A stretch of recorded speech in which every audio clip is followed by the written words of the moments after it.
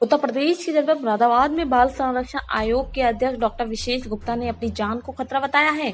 आपको बता दें, कल रात डॉक्टर विशेष गुप्ता पर कॉल आई, जिसमें एक व्यक्ति अभद्र भाषा का प्रयोग करके डॉक्टर विशेष गुप्ता से अजीब-गरीब सवाल कर रहा था।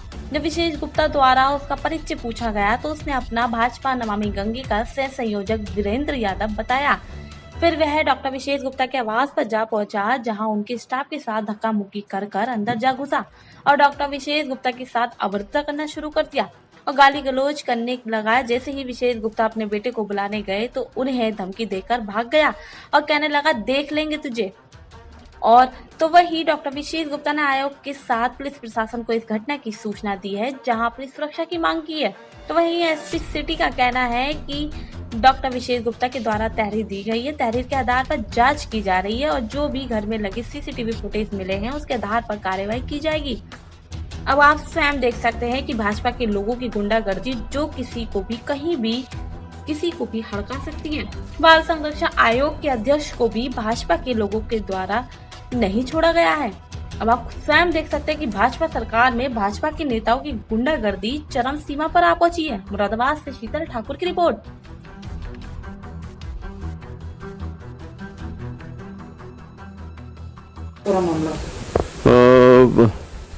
मैं डॉक्टर विशेष गुप्ता उत्तर प्रदेश राज्य बाल अधिकार संरक्षण आयोग का अध्यक्ष हूं।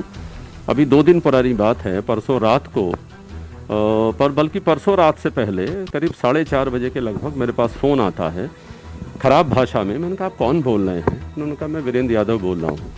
तो मैंने कहा, भैया कौन हो तुम? मैं नहीं जानता। उन्होंने कहा, कोई भी हो, आप मुझे ये बताइए कि कितने लोग मरे हैं, कितने जिंदा हैं, कितने क्या हुए। तो मैंने कहा, भैया तुम कौन हो पूछने वाले मुझसे, और मैं कौन हूँ जवाब देने वाला? उन्होंने कहा, नहीं आप प्रतिनिधि। मैंने कहा, कितने प्रतिनिधियों से तुमने पूछा है, मुझे ये बताओ। और चूंकि आपने मुझे चुना है क्या? आप मैं शहर से चुनाव लड़के आया हूँ, मैं बाल संरक्षण आयोग का अध्यक्ष हूँ। अपने बच्चों को, पूरे प्रदेश को देख रहा हूँ और बचा हुआ समय अपने समाज में यहाँ मरीजों को जो कुछ भी बेहतर सेवा हो सकती है उसके लिए दे रहा हूँ। उन्होंने नहीं, आपको बताना पड़ेगा। मैंने फ़ोन काट दिया। उन्होंने कहा, अच्छा मैं देखता हूँ। तो सब 6:30 बजे वहाँ फिर ये प्रवेश करते हैं और 4 तारीख की शाम का मामला था। तो प्रवेश करके फिर यहाँ बाहर से एक लड़का आता है संजीव नाम का।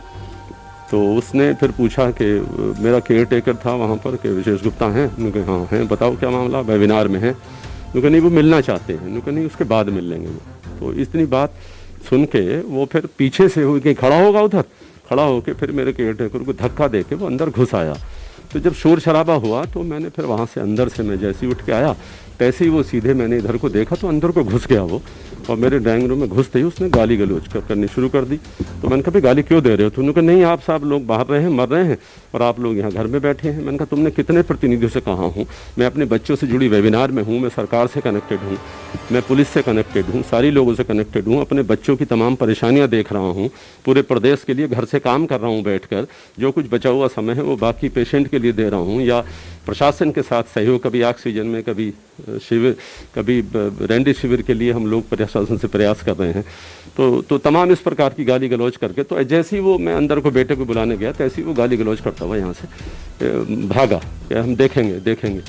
तो इस प्रकार से मुझे लगता है कि ये इस प्रकार की गुंडागर्दी निश्चित तौर पर कहीं ना कहीं निंदनीय है और पुलिस को इसमें कार्रवाई करनी चाहिए।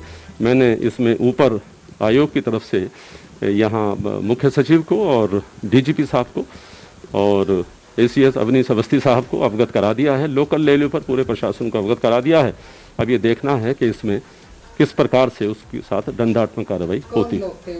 किस पार्टी से? हाँ, ये तो पता नहीं, लेकिन मैंने जब फेसबुक खोजी तो असमोली से कहीं उन्होंने भाजपा का कुछ पद लिख रखा है कि नमामि गंगे को लेके, लेकिन मैंने शहर में कहीं ऐसा तो नहीं देखा कि भाजपा से कहीं जुड़े हुए, मैं जानता भी नहीं हूँ। तो बच्चों ने जब फेसबुक टटोली चारों तरफ से तो कुछ फ़ोटो मिले जिसमें लगा था कि जिसमें तमाम फ़ोटो लगे हुए थे। नमामि गंगे का कोई पदाधिकारी है असल में, लेकिन मैंने कभी काम करते हुए नहीं देखा है भाजपा से जुड़ा हुआ, और मुझे लगता है कहीं ना कहीं कोई ना कोई षड्यंत्र भी हो सकता है। ये अभी जांच का विषय है कि ये अपन, हाँ नहीं, जेब में हाथ डाला था तभी मैं एकदम भागा वहाँ से पीछे से बच्चे को बुलाने के लिए, तो तभी वो एकदम भागा असल में। तो मुझे लगता है कि शायद वो हथियारों से लैस होकर आए थे।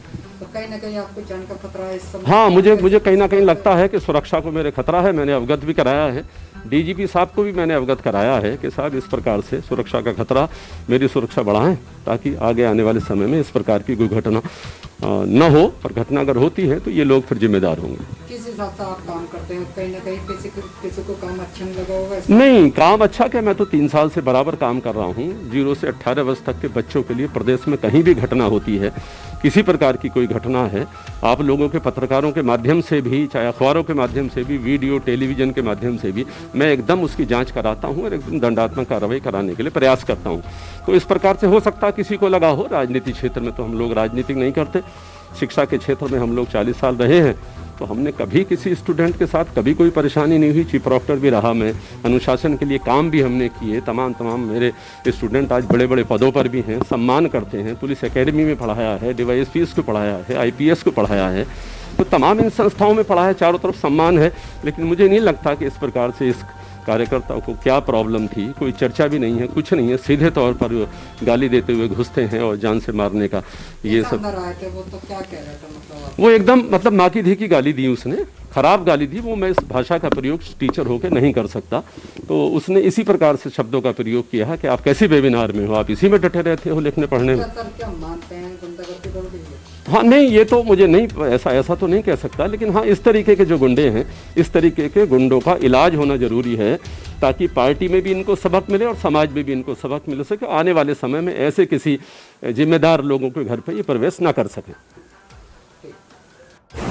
तो विशेष गुप्ता के ऊपर कोई जानलेवा हमला हुआ है, क्या था करना? इसमें जो तहरीर प्राप्त हुई थी, उनके घर में कुछ व्यक्ति घुस के उनके साथ बदतमीजी की गई थी। उनके द्वारा दी गई तहरीर के अनुसार मुकदमा पंजीकृत कर लिया गया है और इसमें विधिक कार्रवाई की जा रही है। कितने लोग बता रहे हैं? सीसीटीवी कैमरे के अंदर दिखाई दे रहा है। उन्हें जो सीसीटीवी कैमरे हैं और उसमें कुछ व्यक्ति दिए गए हैं। इसमें जांच की जा रही है। इसमें जो भी फैक्ट सामने आएंगे उसके अनुसार विधिक कार्रवाई करते हुए दोषियों की गिरफ्तारी की जाएगी। कोई बीजेपी का भी है इसमें, कोई कैसा फोटो वीडियो में दिखाई दे रहा है वो बता रहे हैं। अभी जांच की जा रही है, जो भी तथ्य आएंगे उससे अवगत कराया जाएगा।